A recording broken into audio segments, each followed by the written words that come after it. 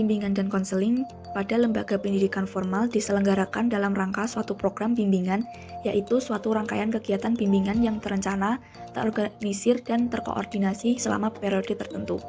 Pola pelayanan bimbingan dan konseling di sekolah ada dua macam, yaitu yang pertama, pola umum 17+, pola dasar dalam bimbingan dan konseling yang dilaksanakan di lingkungan pendidikan tingkat SLTP dan SLTA, yang memiliki 6 kegiatan pendukung. Di antaranya, bidang kehidupan pribadi, pelayanan yang membantu peserta didik dalam memahami, menilai, dan mengembangkan potensi dan kecakapan bakat dan minat kepribadian siswa. Yang kedua, bidang kehidupan sosial, pelayanan yang membantu peserta didik dalam mengembangkan kemampuan hubungan sosial yang sehat dan efektif. Yang ketiga, bidang kegiatan belajar, pelayanan yang membantu peserta didik mengembangkan kemampuan belajar dalam mengikuti pendidikan sekolah secara mandiri. Yang keempat, bidang perencanaan, pelaksanaan, dan pemantapan karir, yaitu pelayanan yang membantu peserta didik dalam memahami dan menilai informasi serta memilih dan mengambil keputusan karir.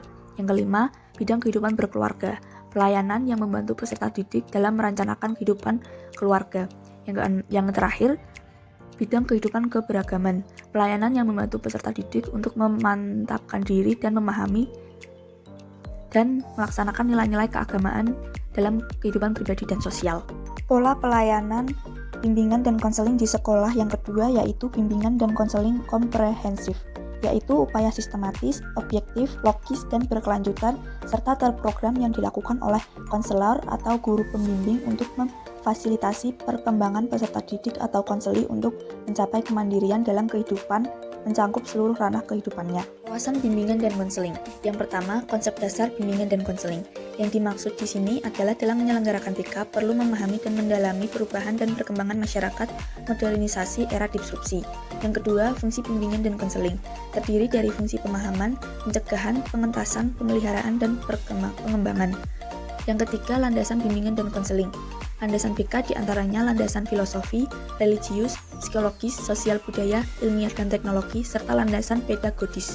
Yang keempat, asas bimbingan dan konseling. Terdiri dari asas kerahasiaan, kesukarelaan, keterbukaan, kekinian, kemandirian, kegiatan, kedinamisan, keterpaduan, kenormatifan, keahlian, alih tangan, tutpuri handayani.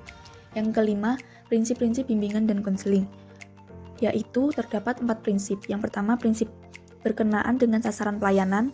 Yang kedua, prinsip berkenaan dengan masalah individu. Kemudian, prinsip berkenaan dengan pelayanan. Dan prinsip yang berkenaan dengan pelaksanaan layanan. Bidang bimbingan dan konseling dibagi menjadi 6, antara lain A. Bidang kehidupan sosial, B. Bidang perencanaan, pelaksanaan, dan pemantapan karir, C. Bidang kegiatan belajar, D. Bidang kehidupan berkeluarga, E. Bidang kehidupan keberagamaan, F. Bidang kehidupan pribadi. Ada beberapa layanan bimbingan dan konseling, antara lain layanan orientasi, layanan informasi, layanan penetapan atau penyaluran, penguasaan konten, layanan konseling perorangan, kegiatan pendukung bimbingan dan konseling. Ada 6 kegiatan pendukung, antara lain instrumentasi, himpunan data, konferensi kasus, kunjungan rumah, alih tangan kasus, tampilan kepustakaan. A. Instrumen atau aplikasi instrumen. Tujuan dan fungsi aplikasi instrumen bimbingan dan konseling bermaksud mengumpulkan data dan keterangan peserta didik baik secara individual maupun kelompok. Keterangan tentang lingkungan yang termasuk di dalamnya informasi pendidikan dan jabatan. Materi umum aplikasi instrumentasi bimbingan dan konseling meliputi 1. Kebiasaan dan sikap dalam beriman dan bertakwa terhadap Tuhan Yang Maha Esa, 2. Kondisi mental dan fisik siswa, 3. Kemampuan pengenalan lingkungan dan hubungan sosial, 4. Tujuan dan sikap kebiasaan, 5. Informasi karir dan pendidikan, dan yang terakhir yaitu kondisi keluarga dan lingkungan. Untuk slide berikutnya, poin B, himpunan data. Tujuan dan fungsi himpunan data, bimbingan dan konseling bermaksud menghimpun seluruh data dan keterangan peserta yang relevan dengan keperluan pengembangan siswa dalam berbagai aspeknya. Data yang terhimpun merupakan hasil dari upaya aplikasi instrumentasi dan apa yang menjadi isi himpunan. Data dimanfaatkan sebesar-besarnya dalam kegiatan layanan bimbingan. Fungsi utama bimbingan yang didukung oleh penyelenggaraan himpunan data ialah fungsi pemahaman. Materi umum himpunan data meliputi pokok-pokok data atau keterangan tentang berbagai hal, sebagaimana menjadi isi dari aplikasi instrumentasi tersebut, juga memuat berbagai karya tulis atau rekaman kemampuan siswa, catatan anekdot, laporan khusus, dan informasi pendidikan dan jabatan. Materi himpunan data dalam bidang-bidang bimbingan antara lain 1. Himpunan data dalam bimbingan pribadi meliputi data atau keterangan yang perlu dihimpun, yaitu berbagai hal yang menyangkut karakteristik dan kondisi pribadi siswa dan perkembangan pribadi siswa. Yang kedua, himpunan data dalam bimbingan sosial meliputi data atau keterangan yang perlu dihimpun, yaitu berbagai hal yang menyangkut karakteristik, kondisi, dan perkembangan sosial siswa, serta berbagai hal yang menunjangnya. 3. Himpunan data dalam bimbingan belajar meliputi data atau keterangan yang perlu dihimpun, yaitu berbagai hal yang mencangkup karakteristik, kondisi, dan perkembangan belajar siswa, yaitu tentang tujuan belajar dan latihan. Yang keempat, himpunan data dalam bimbingan karir meliputi data atau keterangan yang perlu dihimpun, yaitu menyangkut karakteristik, kondisi, dan perkembangan pilihan jabatan dan karir siswa, serta bahan-bahan yang menunjangnya. Jenis dan kegunaan data siswa, pengumpulan dan penyimpanan dalam bimbingan dan konseling. Pelayanan bimbingan dan konseling di sekolah memerlukan adanya data yang lengkap, menyeluruh, sahih, dan terandalkan baik mengenai diri siswa itu sendiri maupun lingkungannya. Data-data yang lengkap, menyeluruh, sahih, dan terandalkan tidak berarti bahwa dengan sendirinya semua teknik dan alat pengumpulan data itu digunakan dengan mudah. Karena itu, perlu memiliki pengetahuan dan keterampilan yang memadai, meliputi pengetahuan tentang jenis data yang diperlukan, sumber data yang dapat diperoleh, cara dan prosedur mendapatkan data, serta keterampilan data menyusun alat dan penggunaannya. Yang pertama, jenis data.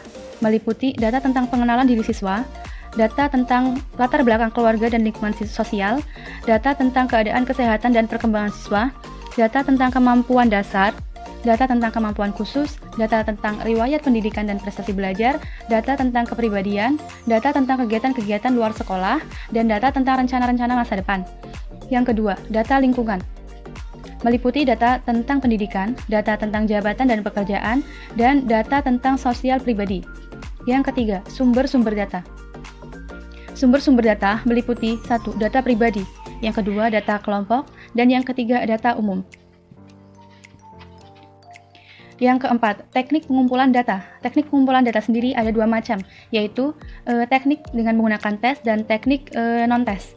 Teknik dengan menggunakan tes terdiri dari beberapa tahap atau beberapa macam, yaitu yang pertama, tes intelijensi, yang kedua, tes intelijensi umum, yang ketiga, tes intelijensi khusus, yang keempat, tes intelijensi diferensial, yang kelima, tes bakat, yang keenam, tes kepribadian, yang ketujuh, tes prestasi belajar, yang ketujuh, tes prestasi belajar. Yang kedua, teknik non-tes. Teknik non-tes ini juga ada beberapa teknik yang dapat dilakukan, yaitu salah satunya 1. Observasi, yang kedua catatan anekdot atau anecdotal record, yang ketiga skala penilaian atau rating scale, yang keempat daftar isian atau angket, yang kelima ada wawancara, yang keenam ada sosiometri, yang ketujuh ada riwayat hidup, yang kedelapan studi kasus, dan yang terakhir adalah penyimpanan data. Konferensi kasus. Tujuan dan fungsi konferensi kasus, bimbingan dan konseling secara spesifik dibahas permasalahan yang menyangkut siswa tertentu dalam forum diskusi yang dihadiri oleh pihak-pihak terkait seperti konselor sekolah, wali kelas, guru mata pelajaran, kepala sekolah, dan tenaga kerja ahli lainnya. Dan diharapkan dapat memberikan data keterangan lebih lanjut serta kemudahan-kemudahan bagi terentaskannya permasalahan siswa. Konferensi kasus bersifat terbatas dan tertutup. Konferensi kasus juga bermaksud untuk mengentaskan masalah. Fungsi utama bimbingan yang diemban oleh penyelenggaraan konferensi kasus ialah fungsi pemahaman dan pengentasan. Materi konferensi kasus dalam bidang bimbingan adalah membicarakan segenap aspek permasalahan, baik menyangkut aspek-aspek pribadi dan pengembangannya, aspek-aspek hubungan sosial, aspek-aspek pembelajaran, dan aspek-aspek pilihan serta pengembangan karir. Meski demikian, tidak setiap konferensi kasus dikaji semua bidang bimbingannya, tetapi bergantung dari cakupan masalah siswa yang diajukan dalam konferensi kasus. Penyelenggaraan konferensi kasus dilaksanakan hanya untuk penanganan suatu masalah siswa yang diperlukan tambahan masukan dari berbagai pihak tertentu yang diyakini dapat membantu penanganan masalah siswa. Oke, untuk slide selanjutnya akan dilanjutkan oleh teman saya. Kunjungan rumah. Kunjungan rumah dalam bimbingan dan konseling mempunyai tujuan pertama untuk memperoleh berbagai keterangan atau data yang diperlukan dalam pemahaman lingkungan dan permasalahan siswa. Berikutnya fungsi utama. Fungsi utama bimbingan yang diemban oleh kunjungan rumah ialah fungsi pemahaman dan pengentasan. Berikutnya, materi kunjungan rumah meliputi 1. Kondisi rumah tangga, 2. Fasilitas belajar yang ada di rumah, 3. Hubungan antara anggota, 4. Sikap dan kebiasaan siswa di rumah, 5. Berbagai pendapat orang tua dan anggota keluarga lainnya dalam pengembangan siswa dan pengentasan masalah siswa. 6. Komitmen orang tua dan anggota keluarga lainnya. Berikutnya materi kunjungan rumah menyangkut seluruh bidang bimbingan dan konseling, yaitu bidang pribadi, sosial, belajar, dan karir. Berikutnya, persiapan kunjungan rumah. Persiapan kunjungan rumah meliputi yang pertama, pembicaraan dengan siswa tentang rencana kunjungan rumah. 2. Rencana yang matang mencakup waktu kunjungan, hal yang akan dibicarakan, hal yang akan diobservasi, komitmen akan diminta pada orang tua.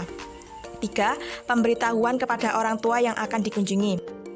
Berikutnya, alih tangan kasus. Tujuan dan fungsi alih tangan kasus diartikan bahwa wali kelas, guru mata pelajaran, staf sekolah, atau orang tua mengalih tangankan siswa kepada konselor sekolah.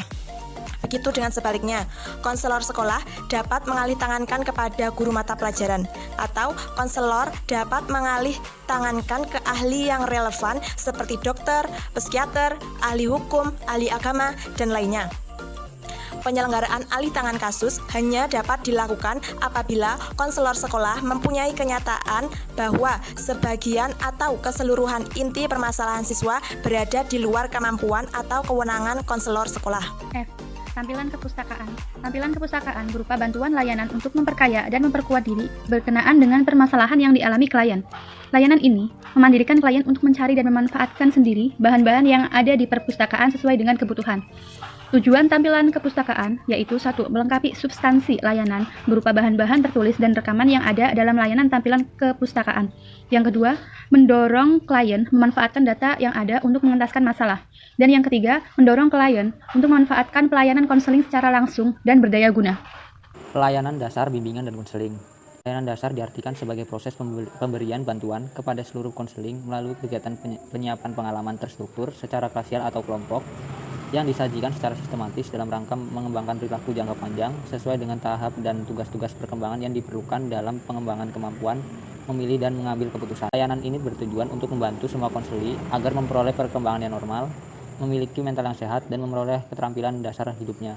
Untuk mencapai tujuan tersebut, fokus perilaku yang dikembangkan menyangkut aspek-aspek pribadi, sosial, belajar, dan karir. Pelayanan responsif.